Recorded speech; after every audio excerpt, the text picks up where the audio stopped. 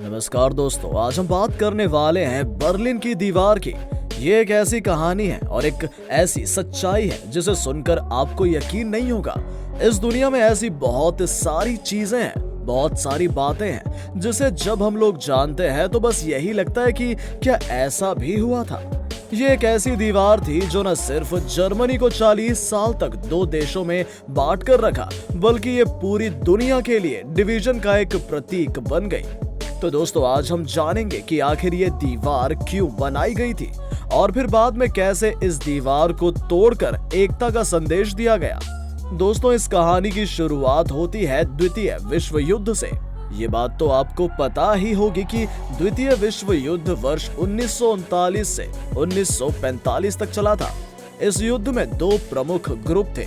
Axis country में Germany, Italy और Japan था, जिसे हिंदी में धुरी शक्तियां कहा जाता है, और दूसरा एलियंस कंट्री में फ्रांस, ग्रेट ब्रिटेन, संयुक्त राज्य अमेरिका, सोवियत संघ शामिल थे, जिसे हिंदी में मित्र राष्ट्र कहा जाता है।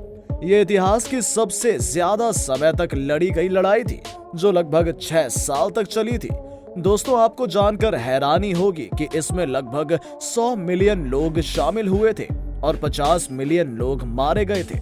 अगर परसेंटेज के हिसाब से देखें तो दुनिया की आबादी के लगभग 3% लोग उस युद्ध में मारे गए थे। इस विश्व युद्ध में मित्र राष्ट्रों की जीत हुई थी और उसके बाद मित्र राष्ट्र के देशों ने जर्मनी के भविष्य का फैसला किया। जर्मनी को वर्साई की संधि पर हस्ताक्षर करने के लिए मजबूर किया गया। वर्साई की संधि के तहत जर्मनी को युद्ध का दोषी मानकर उस पर आर्थिक दंड लगाया। उसके प्रमुख खनिज और औपनिवेशिक क्षेत्र को ले लिया गया तथा उसे सीमित सेना रखने के लिए प्रतिबद्ध कर दिया गया। ऐसा भी कहा जाता है कि इस युद्ध के बाद हिटलर ने आत्महत्या कर ली थी। तो दोस्तों, युद्ध की समाप्ति के बाद मित्र राष्ट्रों ने सोचा कि जर्मनी को अब हम लोग कंट्रोल करेंगे और इसे आपस में बांट लेंगे।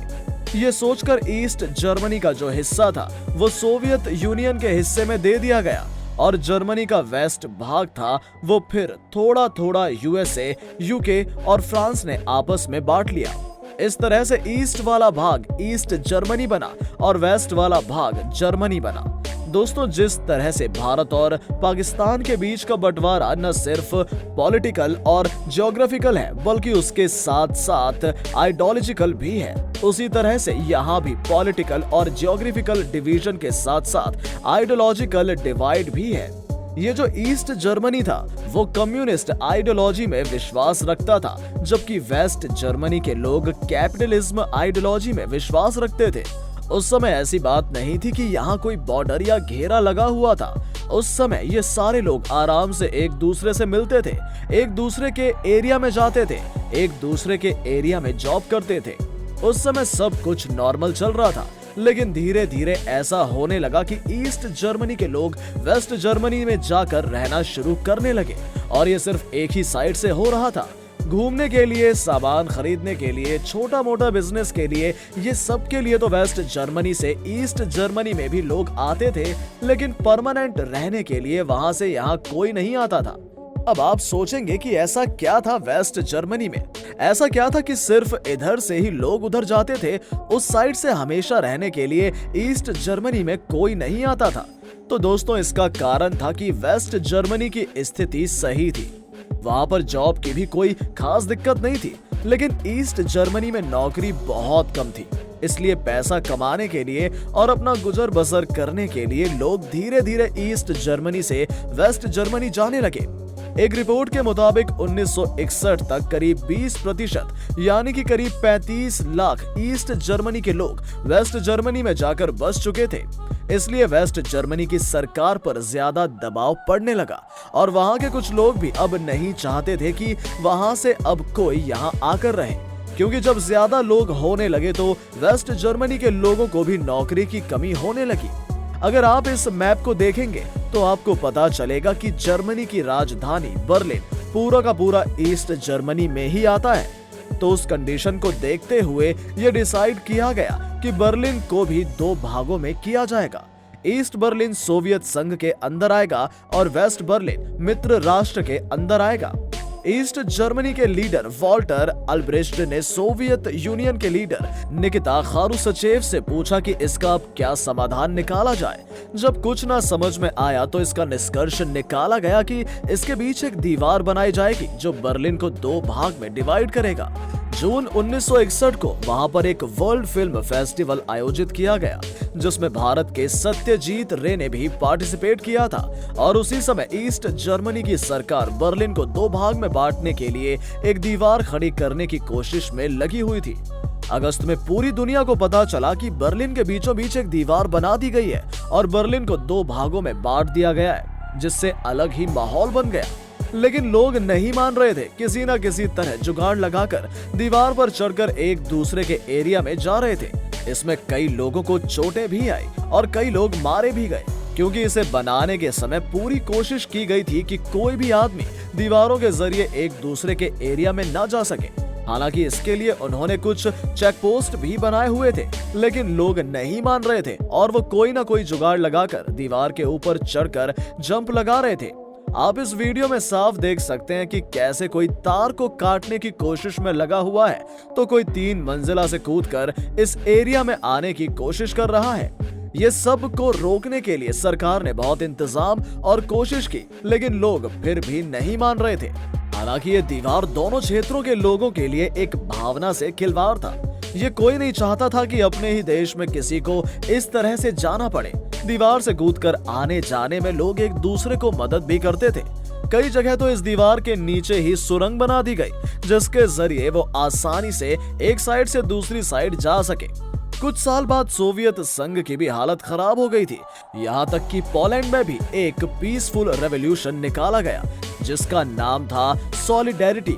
इसके बाद कुछ ईस्ट यूरोपीय कंट्री जैसे कि रोमानिया, हंगरी इत्यादि देशों ने भी इस तरह के मूवमेंट निकाले गए, जिसका असर ये हुआ कि सोवियत यूनियन को मिखाइल गोर्बाचेव जैसे नए लीडर मिले। इन्होंने अपने देश में नादर प्राइवेट कंपनी खुलवाना शुरू किया। मैकडॉनल्ड जैसी कंपनी वहां खुलने लगी और वहां के लोगों को भी रोजगार मिलने लगा। इन्होंने वहां की हालत सुधारने के लिए बहुत सारे काम किए। और दोस्तों, ये जो गेट आप देख रहे हैं, यहीं पर 1987 में यूएसए के प्रेसिडेंट रोनाल्ड रीगन ने यहां आकर भाषण दिया था और क्या कहा था वो आप खुद इस वीडियो में देख सकते हैं। और इसके बाद ईस्ट जर्मनी की सरकार ने इस दीवार पर जो पाबंदियां लगाई थी उसे कम कर दिया।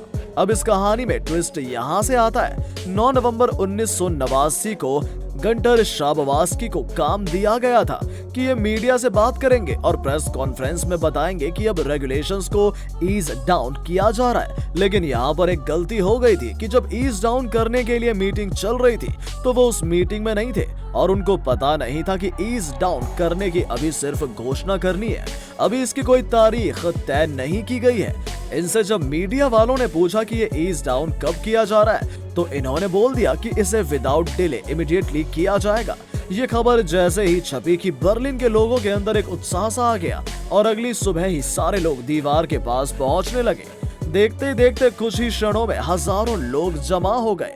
वहाँ जो सैनिक थे उनको कुछ समझ में नहीं आ रहा था। उन्होंने ये बात अपने सीनियर अधिकारी को बताई, लेकिन अब क्या करना है किसी को कुछ समझ में नहीं आ रहा था। वहां पर उपस्थित सारे लोग नारे लगाने लगे। अब वो भीड़ पुलिस के कंट्रोल से बाहर हो गई थी।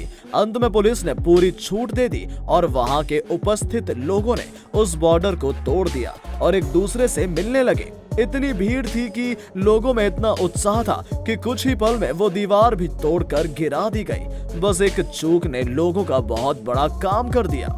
9 नवंबर 1989 को ये ऐतिहासिक दिन माना जाता है। उसके बाद फरवरी 1990 में पहली बार फ्री और फेयर चुनाव करवाए गए, जिसमें जो पार्टी जीती वो चाह रही थी कि अब दोनों जर्मनी को भी एक कर दिया जाए। और अंततः अक्टूबर 1990 को पूर्वी जर्मनी और पश्चिमी जर्मनी ने एक होकर पूर्ण जर्मनी का निर्माण किया।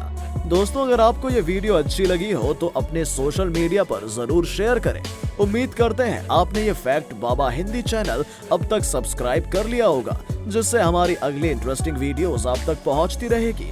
अगर आपके पास भी किसी भी तरह के सुझाव हैं तो कमेंट बॉक्स में जरूर बताएं, ताकि अगली वीडियोस को और बेहतर हम बना सके। चलिए मिलते हैं एक नई वीडियो के साथ, तब तक के लिए नमस्कार।